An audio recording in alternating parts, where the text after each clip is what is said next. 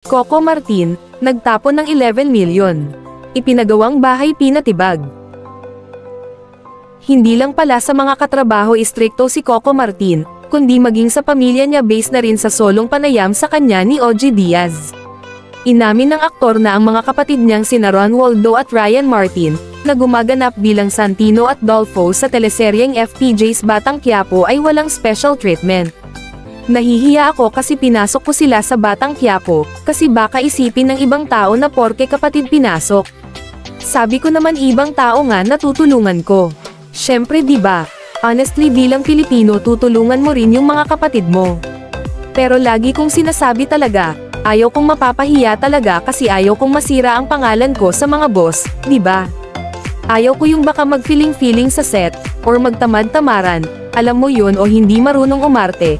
Pahayag ng actor, producer at director sa YouTube channel ni OG. Inamin din ni Coco na hindi niya kasama sa tent ang mga kapatid, hindi. Magkakasama sila ng co-actors. Sabi pa niya, oo ganun kasi ang inaano ko, ang respeto kasi kailangan, may wall, kasi nasa trabaho kami wala naman kami sa bahay, di ba? Saka para alam din nila kung ano yung takbo o patakaran, syempre pwedeng lumaki ang ulo ng mga yan, kasi ako line producer at director, di ba?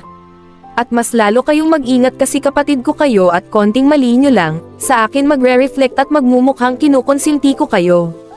Mayabang kayo dahil kapatid ninyo ako. Paliwanag ni Coco. Pagdating sa bahay, ay pareho ang trato ni Coco sa mga kapatid at kasambahay, kasi ganun ako kabalance. Ayaw kong nakikita ko mga kapatid ko na mag-boss-boss, ay hindi. Ayaw ko noon para yung respeto rin makita nila na, patas ang taong to, katwiran pa ng aktor. Pero kahit ganito kahigpit si Coco sa mga kapatid, ay mapagmahal at masikasong kuya siya dahil binigyan niya ng tig-iisang bahay ang lahat, kasama na ang ina, ang stepfather at ama.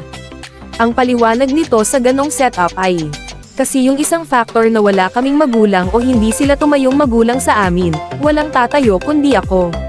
Ang kaso may mali sa ipinagawa niyang bahay, yung bahay ko ngayon kung saan ako nakatira, syempre hindi pa naman ako nakakaintindi noon, nung patapos na nakita ko yung kwarto ko malaki, yung sa mga kapatid ko maliit sa mata ko kaya pinatibag ko. Nagtapon ako ng 11 milyon para lang baguhin, hindi naman pareho sa bahay ko pero alam kong maayos sila at comfortable sila. Saad nito, nasa iisang compound lang sila, kaya kahit may kanya-kanyang bahay ang bawat isa, ay may issue pa rin kaya nagpagawa ulit siya ng bagong bahay. Say ni Coco, yung imahinasyon mo na magkakasama ang pamilya mo ng buo may problema pa rin. Nagkakaroon ng conflict at ako yung pinakamalungkot kasi nga pangarap ko, nandoon na mami ko, nandoon na rin tatay ko, kaso ganon talaga hindi maiiwasan. Kaya ang ginawa ko isa-isa kong ginapang, pinag-ipunan ko lahat, nagpagawa ng bagong bahay. Na nasa iisang village na sila, aniya.